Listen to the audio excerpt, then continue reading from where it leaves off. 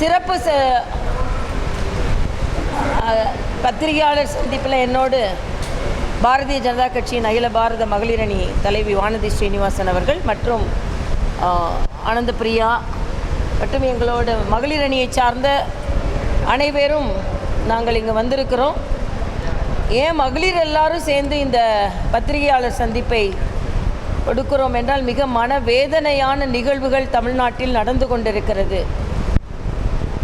பெண் குழந்தைகள் கசக்கி வீசப்படுகிறார்கள், மொட்டிலேயே கருக வைக்கப்படுகிறார்கள். எந்த ஒரு சமுதாயத்தில் பெண் சமுதாயம் பாதுகாப்பாக இல்லையோ அந்த சமுதாயம் நிச்சயமாக பாராட்டப்படக்கூடிய சமுதாயம் அல்ல. ஆட்சியும் அப்படிதான். தமிழ்நாட்டில் மிக மோசமான ஒரு சூழ்நிலை இருக்கிறது. ஒரே வாரத்திற்குள்ள 4 பல நிகழ்வுகள் நடந்தது. ஆனால் 4 மிக மிக மோசமான சம்பவங்கள், மனதை குலைக்கின்ற, மனசாட்சியை உலுக்குகின்ற, பெண்ணினத்தையே கவலைப்பட வைக்கின்ற, தமிழ்நாட்டில் உள்ள ஒவ்வொரு தாயும் கவலைப்பட வைக்கின்ற கொடூரமான சம்பவங்கள். இதில் விளாத்திக்குளத்தில் நடந்த சம்பவத்தை யாரும் மறுக்கவும் முடியாது, மறக்கவும் முடியாது, மன்னிக்கவும் முடியாது. இதில் ஸ்டாலின் அரசு ஒவ்வொரு தாய்க்கும் பதில் சொல்லியே ஆக வேண்டும். ஏனென்றால் ஒரு பெண் குழந்தை 10ஆவதில் சிறப்பாக படித்த குழந்தை, 495 மார்க் வாங்கின பள்ளியில் 2வது வந்த குழந்தை, +2க்கு படிச்சுட்டு இயற்கை உபாதையை கழிக்க சென்ற இடத்துல 6 மணிக்கு குழந்தையை காணும். 7 மணிக்கே அவங்க விளாத்திக்குளம் காவல் நிலையத்திற்கு சென்று விட்டார்கள். உடனே மகளிர் காவல் நிலையத்திற்கு போங்கன்னு சொல்கிறாங்க. அங்கேயும் இங்கேயும் அலையிறாங்க. அங்கே ஒரு பெண் காவல் அதிகாரி யார் கூடயாவது ஓடி போயிருப்பாங்க, போய் பாருங்க.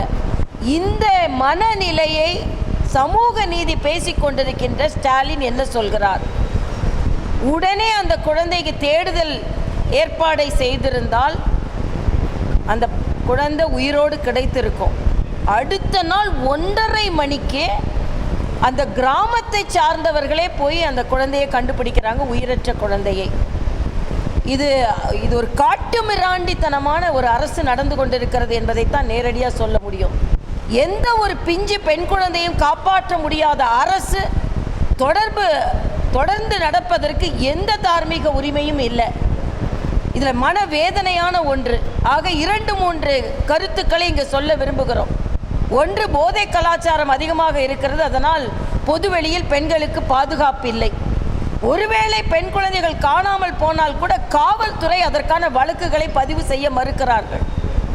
வழக்குகளை பதிவு செய்ய மறுப்பது மட்டுமல்லாமல் மிக மோசமாக பெண் குழந்தைகளை அவர்களின் அடிப்படை தன்மையை பற்றியே அசிங்கமாக பேசி அந்த பெற்றோர்களை மனக்குமுற வைக்கிறார்கள். அதற்கு பின்பும் காவல்துறை அதிகாரிகள் எந்த உதவியும் இல்லாமல் கிராம மக்கள் தான் காவல்துறை செய்ய வேண்டிய நடவடிக்கையை செய்கிறார்கள். ஆக இது நெஞ்சை உலுக்குகின்ற சம்பவம். இன்னைக்கு அனைத்து இந்திய அண்ணா திராவிட முன்னேற்ற கழகத்தை சார்ந்தவர்கள் வழக்காடு மன்றத்திற்கு சென்று சிபிஐ விசாரணை தேவை என்று சொல்லியிருக்கிறார்கள். எல்லாவற்றிற்கும் மேலாக இதுவரை குற்றவாளிகள் முழுமையாக கண்டுபிடிக்கப்படவில்லை.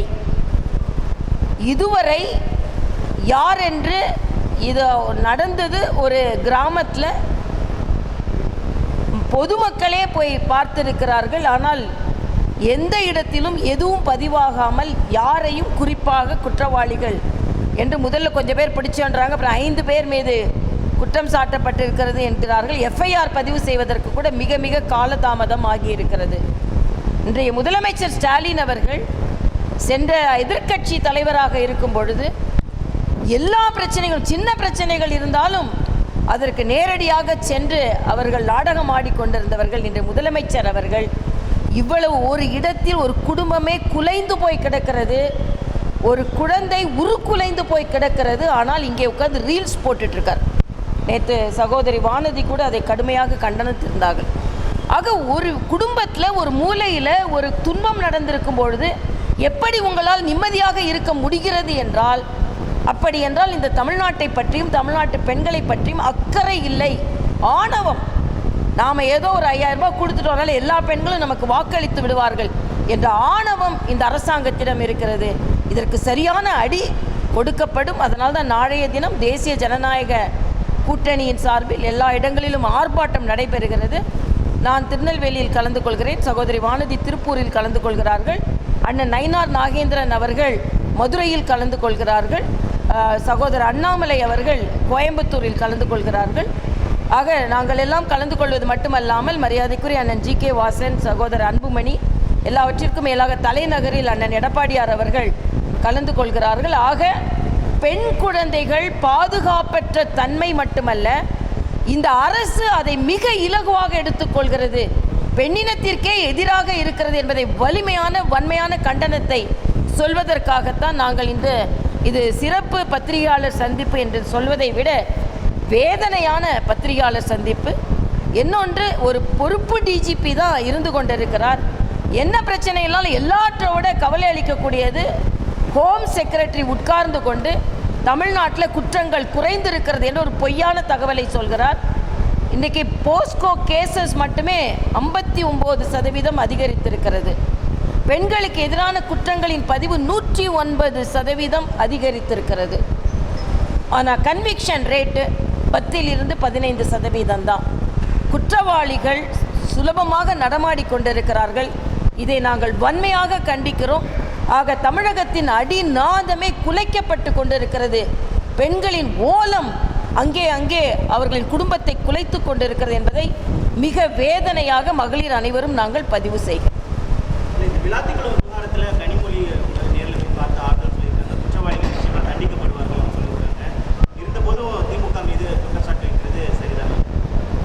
கனிமொழி எப்போ போனாங்க, போயிட்டு வந்த அப்புறம் குற்றவாளிகள் என்ன ஆனாங்க, அது மட்டுமல்ல அவங்க ஆட்சிக்கு உள்ள காவல்துறை எப்படி செயல்படுகிறது என்பது தான். ஆக போய் ஆறுதல் சொன்னாங்கன்றதுனால அந்த குடும்பத்தை நீங்கள் பார்த்தீங்கன்னா ஒரு வெள்ளந்தி குடும்பம். அவங்க ஒரு அந்த நிலையிலிருந்து அந்த குழந்தைகளை படிக்க வைத்திருக்கிறார்கள் என்று. சரி, முதலமைச்சர் உடனே என்ன நடவடிக்கை எடுத்தார்? நானும் அட்மினிஸ்ட்ரேஷனில் இருந்திருக்கேங்க. இப்படி ஒரு நிகழ்வு நடந்த உடனே காவல்துறை கூட்டம், உடனே அதிகாரிகள் கூட்டம், உடனே பறக்கும் படை, இன்னும் நாங்கள் 10 படை அமைச்சிட்டோன்னு சொல்கிறாங்க. அதோட நிலை என்ன? முதலமைச்சர் அதை எந்த அளவுக்கு ஃபாலோ பண்ணுறாரு? அதுதான் அட்மினிஸ்ட்ரேஷன். அதை பற்றி கவலைப்படாமல் இருக்கிறதான்னு தான். அடுத்த நாள் அவர் ரொம்ப ஜாலியாக ரீல்ஸ் போட்டுட்டு இருக்கிறாருன்றது அதை விட வேதனை. இதைத்தான் நாங்கள் சொல்கிறோம். அதனால் ஏதோ பாராளுமன்ற உறுப்பினர் போயிட்டாங்க, அதுக்கு மேலே வேறு யாரும் கேட்கக்கூடாது அப்படின்ல பொதுமக்களில் ஒருவலாக நாங்கள் கேட்டுக்கொண்டிருக்கிறோம். திமுக கூட்டணி கட்சி செயல்பாடு தான் நம்ம பார்த்தோமே. ஒரு அதாவது அடிமை கூட்டணி எதிர்கூட்டணியை சொல்லி கொண்டிருக்கிறாங்க. உண்மையான அடிமை கூட்டணினா திமுக கூட்டணி தாங்க. தொழிலாளர்கள் பிரச்சனை வந்தால் கம்யூனிஸ்ட்கள் கேட்க மாட்டாங்க. பட்டியலின தொழிலாளர்களுக்கோ மக்களுக்கோ பிரச்சனை வந்தால் அண்ணன் திருமாவளவன் கேட்க மாட்டார். அதே மாதிரி பெண்களுக்கு பிரச்சனை வந்தால் எந்த கட்சியும் கேட்க மாட்டாங்க. இன்னைக்கு வைகோவாக இருக்கட்டும், கம்யூனிஸ்டாக இருக்கட்டும், கண்டனம் சொன்னது எவ்வளோ நாள் கழித்து சொன்னாங்கன்றது ஏதோ நம்ம சொல்லாமல் இருந்துடக்கூடாது அப்படின்றதுக்காக. இதே இதுக்கு முன்னாலன்னா வீட்டுக்கு போவீங்க, ஆறுதல் சொல்வீங்க, யாரும் எதை பற்றியும் கவலைப்படலை. அப்போ உங்களோட ஒற்றை நோக்கம் ஓட்டு தானே தவிர மக்களின் உணர்வு அல்ல, பாதுகாப்பு இல்லை, மக்களின் மேன்மை அல்ல, பெண்களின் பாதுகாப்பு அல்ல என்பதை அவங்க கூட்டணி கட்சிகளும் இன்றைக்கி ஆர்ப்பாட்டம் நடத்துகிறாங்கங்க. கேஸுக்கு ஆர்ப்பாட்டம் நடத்துகிறாங்க, கேஸ் இல்லாத தட்டுப்பாடுக்கு ஆர்ப்பாட்டம் நடத்துகிறாங்க. அவங்க வீட்டில் சமைச்சு அந்த கேஸில் சாப்பிட்டுட்டு வந்து உட்காந்து ஆர்ப்பாட்டம் நடத்துகிறாங்க. ஆனால் அந்த பெண் குழந்தைகள் பாதிப்படைந்ததற்கு என்னென்ன சொன்னாங்க நான் கேட்குறேன். ஆக எல்லாமே நாடகம் என்பதுதான் இப்போது நடைமுறைப்படுத்தப்பட்டு கொண்டிருக்கிறது. வேதனை என்பது நான் தெரிவித்துக் கொள்கிறேன். மணிப்பூரை விட, உத்தரப்பிரதேசத்தை விட, பீகார், ராஜஸ்தானை விட தமிழகத்தில் குற்றங்கள் கம்மியாக தான் இருக்குது அப்படின்னு தயாநிதி மாறன் போன்றவர்கள்லாம் சொல்கிறாங்க. இதை விட மோசமான ஒரு தமிழ்நாட்டு நிலைமையை பாராளுமன்ற உறுப்பினர்களை நம்ம பார்க்க முடியாதுங்க. அந்த ஊரை பாரு, இந்த ஊரை பாரு, நம்ம ஊரை எப்போ நீங்கள் பார்க்க போகிறீங்க? எல்லா ஊர்லேயும் நிர்வாகம் இருக்கிறது, அந்த ஊர் பிரச்சனையை அவங்க பார்த்துக்குவாங்க. ஆனால் நம்ம ஊரை நீங்கள் என்னைக்கு பார்க்க போகிறீங்க? விளாத்தி குளத்தை என்னைக்கு நீங்கள் பார்க்க போகிறீங்க? இன்றைக்கி மதுராந்தகம் கிட்ட ஒரு குழந்தை பாலியல் பலாத்காரம் செய்யப்பட்டு அடுத்த நாள் 16 கிலோமீட்டர் நடந்து போயிருக்குதுங்க. 16 கிலோமீட்டர் அந்த உடல் வலியும் மன வலியும் வச்சுட்டு ஒரு குழந்தை 16 கிலோமீட்டர் போய் காவல் நிலையத்தை அடைய வேண்டியிருக்குன்னா தமிழ்நாட்டில் எங்கே பாதுகாப்பு இருக்குது? இதில் வேறு நீங்கள் வந்து மணிப்பூரை பாருங்கள், உத்தரப்பிரதேச பாருங்கள், மகாராஷ்டிராவை பாருங்கள், நம்ம ஊரை பாருங்கள், எல்லைக்குள்ளே இருக்கிற தொல்லையை பாருங்கள். அதனால் இனிமேல் யாராவது அந்த மாநிலத்தை பாருங்கள், இந்த மாநிலத்தை பாருங்கன்னு எனக்கு கெட்ட கோவம் வரும். முதல்ல தமிழ்நாட்டை பாருங்கள். தமிழ்நாட்டில் தானே நீங்கள் அரசாங்கம் செய்து கொண்டு இருக்கிறீங்க. முதல்ல தமிழ்நாட்டில் என்ன நடக்குன்னு பாருங்கள். சம்பவம் நடக்கல அதுக்கு வந்து நடக்காமல் இருக்கிறதுக்கான வழிமுறைகள் இருக்குது. இது போன்ற நீங்கள் சொல்கிற மாதிரி மற்ற மாநிலங்களோட எங்களுக்கு குற்றங்கள் கம்மியாக தான் இருக்குது அப்படின்னு அந்த டேட்டாவே எடுத்து வச்சுட்டே இருக்காங்க. அதைத்தான் நான் சொல்கிறேன். இப்போ காவல்துறை இதை நான் கேட்குறேன், முதலமைச்சர் உடனே காவல்துறை அதிகாரிகளை கூப்பிட்டு என்ன கூட்டம் போட்டார்? என்ன சர்வகட்சி தமிழ்நாட்டில் இவ்வளோ பிரச்சனை இருக்குதுன்னு ஏதாவது சர்வகட்சி கூட்டத்தை ஒழுங்காக கூப்பிட்றாங்களா? இல்லை என்றால் காவல்துறை அதிகாரிகளோட இதை உடனே ஒரு டார்கெட் வச்சு டாஸ்மார்க்குக்கு டார்கெட் வைக்கிறாங்க. நான் அட்மினிஸ்ட்ரேஷனில் இருந்திருக்கேன். ஒரு பிரச்சனை நடந்ததுன்னா இதை உடனே எந்த அளவிற்கு அது இன்னைக்கு வரைக்கும் அவங்க குற்றவாளிகள் பிடிபட்டிருக்க வேண்டும். என்ன தீவிரமான நடவடிக்கை நான் கேட்குறேன். இதே ஓட்டுக்கு வாங்கணும், மாநாடு நடத்தணும், லட்சம் பேரை கூப்பிடணும், இதுதான் அவங்களோட வேலையாக இருக்கே தவிர அவங்க பாதுகாப்பு வேணுன்றதுக்காக அவசர கால போர்க்கால நடவடிக்கை எடுத்தது என்ன? முதலமைச்சர் அங்கே போயிருக்கணுமா வேண்டாமா? ஆக உங்களுக்கு உயிர் என்ன அவ்வளவு சாதாரணமாக இருக்கான்றது எனது கேள்வி. ஆக உங்களுக்கு அரசியலுக்கு லாபம்னா அந்த இடத்துக்கு நீங்கள் போவீங்க, அரசியல் லாபம் இல்லைன்னா போக மாட்டீங்க. அவ்வளவுதானே.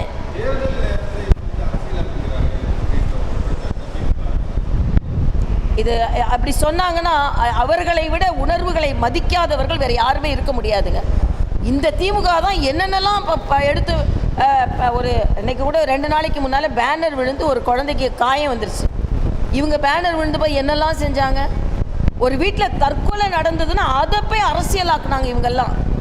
அதனால் இது அரசியலாக்குகிறார்கள் என்று சொல்வதற்கு திமுகவுக்கு எந்த தார்மீக உரிமையும் இல்லை. உணர்வு பூர்வமாக நாங்கள் பெண்களோடு நின்று கொண்டிருக்கிறோம் என்பதுதான்.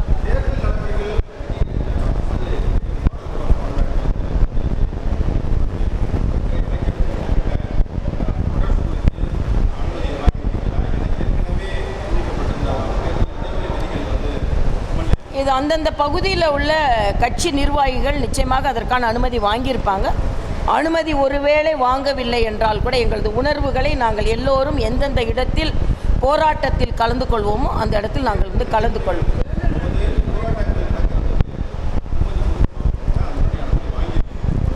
இல்லை அதுதான் அது அந்தந்த கட்சியில் அவங்க கொடுத்துருப்பாங்க இல்லையா, அது பர்மிஷன் கேட்டிருப்பாங்க. அந்தந்த பகுதியில் அந்தந்த தலைவர்கள் யார். இன்னொன்று, உணர்வுகளை சொல்வதற்கு உடனே கோட் ஆஃப் கான்டக்ட் வந்துருச்சுன்றதுக்காக பெண்களுக்கு எதிரான எங்களோட உணர்வுகளை சொல்லக்கூடாது அப்படின்னு எதுவும் இல்லை. நிச்சயமாக சொல்லலாம். கோட் ஆஃப் கான்டக்ட் வந்து என்டையர்லி எல்லாத்தையும் அமுக்கிறது கிடையாது. அதனால் நிச்சயமாக நம்ம உணர்வுகளை சொல்வதற்கான வாய்ப்பு இருக்கிறது. நாங்கள் எல்லாம் அதில் கலந்து கொள்கிறோம். எந்தவித மாற்று கருத்தும் இல்லாமல் கலந்து கொள்கிறோம். மற்ற மாநிலங்களை ஒப்பிடும்போது திராவிட மாடல் மிக சிறப்பான ஆட்சி கொடுத்திருக்கோம். உழைப்பை அள்ளி கொடுங்கள், உதயசூரியன் உதிக்கணும்னு முதலமைச்சர். உழைப்பை அள்ளி கொடுக்கணுமா? அப்போ இவங்க அதுக்கு ஆமாம், கட்சிகளை உழைப்பை கொடுக்கணும். ஆனால் நான் பதவியை உதயநிதிக்கு தான் கொடுப்பேன். அதுதான் இப்போ நடக்குது. உழைப்பெல்லாம் தொண்டர்கள் கொடுத்துக்கிட்டே இருக்கணும். அப்புறம் நான் வந்து இப்போ கடுமையாக உழைக்கிறேன் அப்படின்றாரு. உதயநிதியை அந்த அரசனாக்கிறதுக்கு உழைக்கிறதுல என்ன பிரச்சனை? அதனால் அது பாவம். அந்த திமுக தொண்டர்களை தான் பார்க்குறேன் நான். பாவப்படுறேன். உழைங்கன்னு உழைக்க சொல்லுவாங்க. பிள்ளைங்கன்னு குடும்ப கட்சிக்காரங்க பிழைத்து கொண்டிருப்பார்கள். அதான் நடந்து கொண்டு இருக்கிறது. பாவம் திராவிட முன்னேற்ற கழகத்தை சார்ந்த தொண்டர்கள். அவ்வளோதான் நம்ம சொல்ல முடியும். உங்களோட பயணித்த தேமுதிக சொல்கிறாங்க இந்த தேர்தலோட அதிமுக வாஷ் அவுட் ஆகிடும்.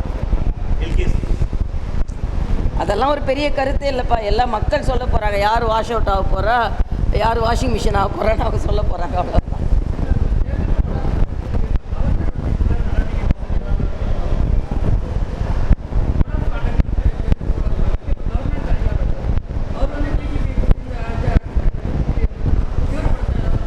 இல்லை, அது இந்த நேரம் நிர்வாகத்தில் எது இருக்கிறோ அதுதான் நடைமுறைப்படுத்தும்.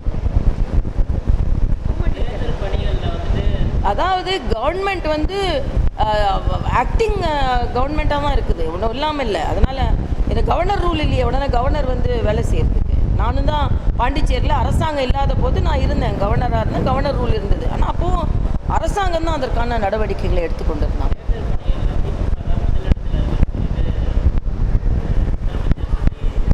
முதலமைச்சருக்கு வேறு வேலை இல்லைங்க, காலையிலேருந்து ஆரம்பித்து அவர் வந்து ஒரு மாதிரி ஒரு உலகத்தில் வாழ்ந்துக்கிட்டு இருக்கிறாரு.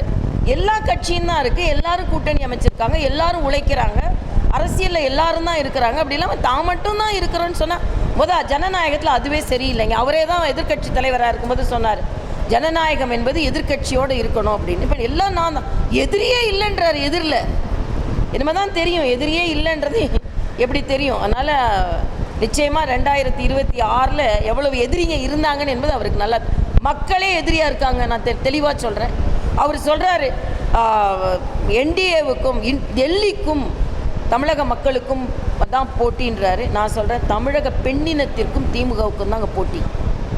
நிச்சயமாக இந்த பெண்ணினம் வெற்றி பெறும், அது திமுக தோல்வியுறும். அதான் என்ன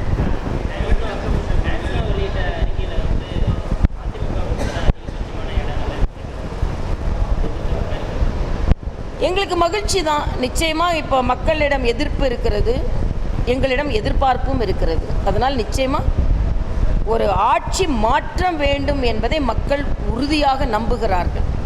நிச்சயமாக எங்களது கூட்டணி வெற்றி பெறும் என்பது எனது கருத்து. என்னப்பா?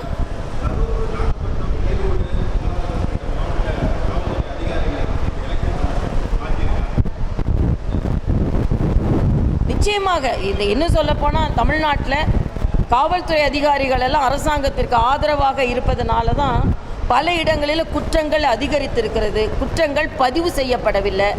அதனால் எங்கெங்கெல்லாம் ஆதரவு அதிகாரிகள் இருக்கிறார்களோ அது மாற்றப்பட வேண்டியது எப்பொழுதுமே தேர்தலில் உள்ள நடைமுறை. அந்த நடைமுறை ஏற்பட்டிருக்கிறது என்பது. ஆனால் அரசாங்கம் ஒரு நிரந்தரமான டிஜிபியை அவங்க நியமித்திருக்க வேண்டும். இவ்வளவு குற்றங்கள், இவ்வளவு பிரச்சனைகள் வரும்பொழுது அவங்க அதை நியமிக்காமல் இருப்பதே மக்களை பற்றி கவலை இல்லை என்பதை அடிகோலிட்டு காண்பிக்கிறது என்பதுதான் எனது கருத்து.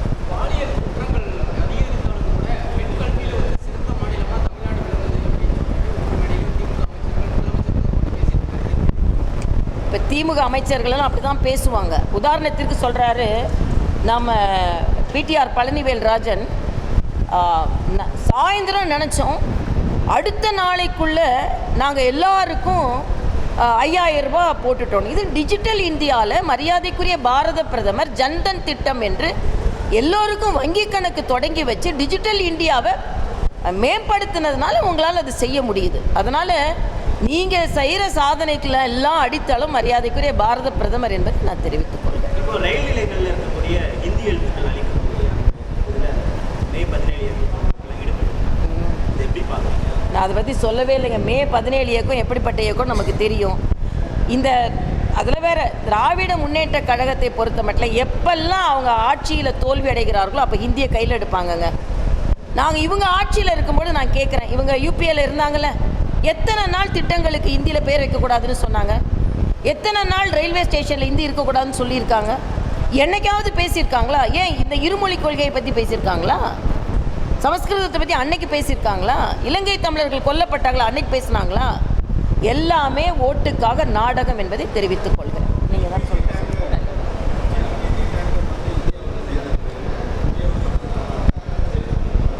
எல்பிஜி கேஸை பொறுத்த வரைக்கும் நான் பாரத பிரதமர் மீது மிகுந்த நம்பிக்கை வைப்பதற்கு காரணம், கொரோனா நேரத்தில் அவரோட அட்மினிஸ்ட்ரேஷனை நான் பார்த்தேங்க. உலகமே முடங்கி இருக்கின்ற நேரத்தில் இந்தியாவில் பிபி கிட் தயாரிக்கிறதுலேருந்து வேக்சின் தயாரிக்கிறதுலேருந்து இந்தியாவில் உள்ள எல்லாரையும் முடுக்கி விட்டார். அதே மாதிரி இன்றைக்கி பெட்ரோலிய அமைச்சரை கூப்பிட்டு 70% உள்நாட்டு கேஸ் உற்பத்தியை அதிகரித்திருக்கிறார். இன்னொன்று, இந்த வணிக கேஸ் எல்லாம் தடுத்ததற்கு காரணம் முதல் 2 நாள் வீட்டில் அம்மாக்குள்ள கேஸ் தடுக்கப்பட்டு விடக்கூடாது என்று சொல்லிட்டு வணிக கேஸுக்கு ஒரு வழிமுறையை மத்திய அரசு கொடுத்தது, மாற்று எரிசக்தியை பயன்படுத்தி கொள்ளலாம் அப்படின்னு. அதனால தான் நான் சொன்னேன், இவங்க எல்லாரும் கேஸை தலையில் தூக்கி வச்சுட்டு அண்ணன் செல்வ பெருந்தகை வந்தார்ல, வீட்டில் கேஸ் இல்லாமல் கறி அடுப்பில் அன்றைக்கி சமைச்சிட்டு சாப்பிட்டுட்டு வந்தார். தோசை நல்லா அக்கா போட்டு கொடுத்துருப்பாங்க, கேஸில் தான் போட்டு கொடுத்துருப்பாங்க. ருசியாக சாப்பிட்டு வந்து எல்லாரும் அங்கே நின்று ஆர்ப்பாட்டம் நடத்துகிறாங்க. ஆக இதற்கு மேலே யாராவது பொய் சொல்ல முடியுமான்னு நான் கேட்குறேன். அதே மாதிரி இஸ்ரேல் கப்பல் வர முடியாது, ஹார்மோஸ்க்கு முன்னால் இஸ்ரேல் கப்பல் வர முடியாது, யூரோப்பா கப்பல் வர முடியாது, அமெரிக்க கப்பல் வர முடியாது, இந்திய கப்பல் 2 கப்பல். இன்றைக்கி காலையில் ஒரு கப்பல் வந்தாச்சு, சாயந்தரம் ஒரு கப்பல் அதிக எடையுடைய கேஸை கொண்டு வந்து வந்தாச்சு. ஆக இதெல்லாம் நீங்கள் என்ன சொல்கிறீங்க? இதான் வெளியுறவுத்துறை அமைச்சர் மரியாதைக்குரிய பாரத பிரதமரின் வழிகாட்டுதல். ஆனால் இன்றைக்கி ட்ரம்ப்புக்கு அடிமைன்னு சொல்கிறீங்களே, ட்ரம்ப்புக்கு அடிமையாக இருந்தால் இன்றைக்கி நாம் இந்த அளவிற்கு பொருளாதாரத்தில் ஒப்பந்தங்களும் சரி, ஐரோப்பா நாடுகளோட ஒப்பந்தம் போட்டிருக்கோம். இன்றைக்கி 90% பொருட்கள் அங்கே வரி இல்லாமல் கிடைக்க போகுது. அதனால் நம்ம நாட்டு உற்பத்தி அதிகரிக்க போகுது. நான் கேட்குறேன், நீங்கள் இலங்கையில் எந்த அதிபருக்கு அடிமையாக இருந்தீங்க? இலங்கையில் தமிழர்கள் சுட்டு கொல்லப்பட்ட போது உங்களுக்கெல்லாம் வெளியுறவு கொள்கை பற்றி பேசுவதற்கு காங்கிரஸுக்கோ திமுகவிற்கோ தார்மீக உரிமையே கிடையாதுன்னு நான் சொல்லுவேன்.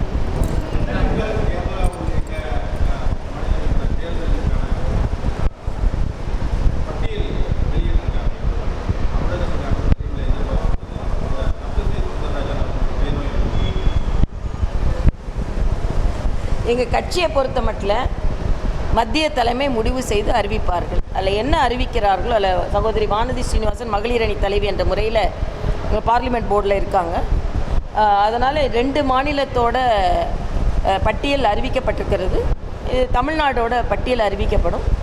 நாங்கள் எல்லாருமே கட்சியோட மிக மிக மிக எளிமையான காரியகர்த்தர்கள். அதனால் எங்கள் கட்சி என்ன சொல்லுதோ அந்த வழிமுறை எங்களுக்கு நிற்க சொன்னால் நிற்போம், வேலை செய்ய சொன்னால் வேலை செய்வோம், எந்த இடத்துல நிற்க சொன்னால் அந்த இடத்துல நிற்போம். அதுதான் எங்களோட பழக்கம் என்பது நான் தெரிவித்துக் கொள்கிறேன். மத சுதந்திரத்துக்கான ஆணையம், அதாவது அமெரிக்க அரசோட மத சுதந்திரத்துக்கான ஆணையம் ஆர்எஸ்எஸ் தடை செய்து அமெரிக்காவில் யார் சொல்லியிருக்கா?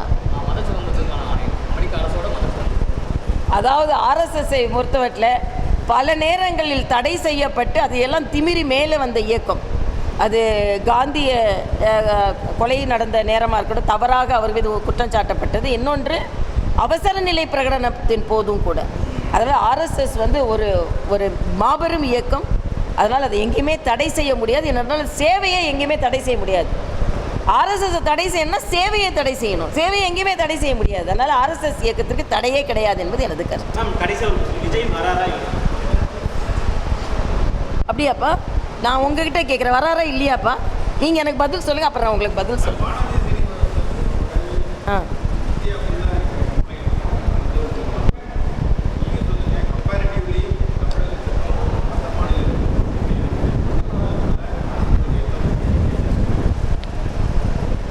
தமிழ்நாட்டோட சட்டம் ஒழுங்கு, பெண்களுக்கு ஆன பாதுகாப்பு அப்படிங்கிறது ஒரு காலத்தில் தமிழகம் ரொம்ப பெஸ்ட்டாக இருந்ததுங்கிறது உண்மைதான், நான் மறுக்க முடியாது. ஆனால் 5 வருஷத்துக்கு முன்னாடிங்க, இன்னும் கூட உதாரணம் சொல்கிறேன், கோயம்புத்தூர் ஆல் ஓவர் இந்தியா விமனுக்கான சேஃபஸ்ட் சிட்டி நம்பர் 1 இடத்துல இருந்தது கோயம்புத்தூர். இன்றைக்கி நான் கோயம்புத்தூர் எம்எல்ஏவாக சொல்கிறேன், இன்றைக்கி we are not feeling safe. இன்றைக்கி அங்கே நடக்கக்கூடிய குற்றங்கள், அங்கே இருக்கக்கூடிய பெண்களுக்கு எதிராக நடக்கக்கூடிய வன்முறை, இது எல்லாமே அதிகரிச்சிருக்கு. இது ஏதோ நான் சொல்லலை, நீங்கள் ஊடகங்களில் டேட்டா எடுத்து பாருங்கள். இது ஒரு எக்ஸாம்பிள். அதனால் தமிழ்நாடு அமைதி பூங்கா இல்லை, சட்டம் ஒழுங்கு படுமோசமாக போயிட்டுருக்கு. தமிழகம் பெண்களுக்கு பாதுகாப்பான மாநிலம். இன்றைய சூழ்நிலை உண்மை அல்ல. மார்ச் 1ஆம் தேதியிலேருந்து இன்னைக்கு தேதி 16ங்களா, 16 வரைக்கும் ஒவ்வொரு நாளும் இல்லைன்னா ஆல்டர்னேட்டிவ் டேஸ் ஏதாவது ஒரு பெண்மணி தமிழகத்தில் பாதிக்கப்பட்டிருக்கிறார். அது சின்ன குழந்தையா இருக்கலாம், 6 வயசு குழந்தையா இருக்கலாம், இல்லை 60 வயசு பாட்டியாக இருக்கலாம். இதுதான் இன்னைக்கு தமிழகத்தோட நிலைமை. ஆனால் தமிழ்நாட்டில் என்னைக்கு சொல்கிறாங்க, நாங்கள் we don't want to compare ourselves with Indian stateங்கிறாங்க. we want to compare with the European countries. இது அந்த மாதிரியான ஒரு ஸ்டேட்டாக இருக்கா இன்னைக்கு? அதனால் they cannot claim நாங்கள் compare with other state அப்படின்னு சொல்கிறது. ஒவ்வொரு ஸ்டேட்டுக்கும் அவங்களுக்கான ஒரு ஹிஸ்டாரிக்கல் ரீசன் இருக்குது, எஜுகேஷன் இருக்குது, எம்ப்ளாய்மெண்ட் இருக்குது, அவங்களோட டெவலப்மெண்ட் இண்டெக்ஸ் இருக்குது. Why Tamil Nadu is comparing with other state? நாம தான் ரொம்ப சிறப்பான ஆளாச்சே, நாம தான் எல்லாமே சிறப்பானவங்களாச்சே. நீங்கள் எதுக்கு இந்தியாவோட மற்ற ஸ்டேட்டோட கம்பேர் பண்ணுறீங்க? It is completely we could say that escapism. உங்களால் பர்ஃபார்ம் பண்ண முடியல, அதனால you are dragging into other state for a comparison. Ma'am, Coimbatore தான் திமுகவும் மேற்கோள் காட்டுறாங்க. பொள்ளாச்சி சம்பவம் ஒரு உதாரணம். எந்த அளவுக்கு அதிமுக ஆட்சியில் தொடரும் நடந்தது அப்படின்றது திமுக மேற்கோள். பொள்ளாச்சி சம்பவத்துக்கு சிபிசிஐடி விசாரணை உத்தரவிடப்பட்டது. அதுக்கு நாங்கள் தான் திமுக நான் கூட தாங்க போகிறேன்னு, அங்கே பிஜேபியில் நாங்களும் கூட தான் போகிறோம். எல்லாத்துக்கும் நான் தான் அப்போ இருக்கிறதுக்கும் நான் தானே எடுத்துக்கோங்க. எல்லாத்துக்கும் நாங்கள் தான். அப்போ இன்னைக்கு இருக்கிற சுச்சுவேஷனுக்கும் விளாதி குளத்த வரைக்கும் நீங்கள் தானே காரணம், ஒத்துக்கோங்க. அப்புறம் இதுக்கு நீங்கள் ஒரு ஹிப்போக்ரஸி நாடகம் போடுறீங்க. கம்ப்ளீட்டாக திமுகவோட அரசுங்கிறத ஒரு ட்ராமா அரசு. எந்தெந்த விதத்துலலாம் மக்களை ஏமாற்றணும்னு நினைக்கிறாங்களோ அந்தந்த விதத்துலலாம் ஏமாத்துறதுக்கு ட்ரை பண்ணிகிட்டே இருக்காங்க. ஆனால் 26ல் ஏமாற்ற முடியாது. என்ன நீங்கள் அண்டா கொடுத்தாலும் சரி, குண்டா கொடுத்தாலும் சரி, 5000 கொடுத்தாலும் சரி, பெண்கள் தெளிவாக இருக்காங்க. இந்த திமுக கவர்மெண்ட்டை தூக்கி எறியணுங்கிறது இருக்காங்க.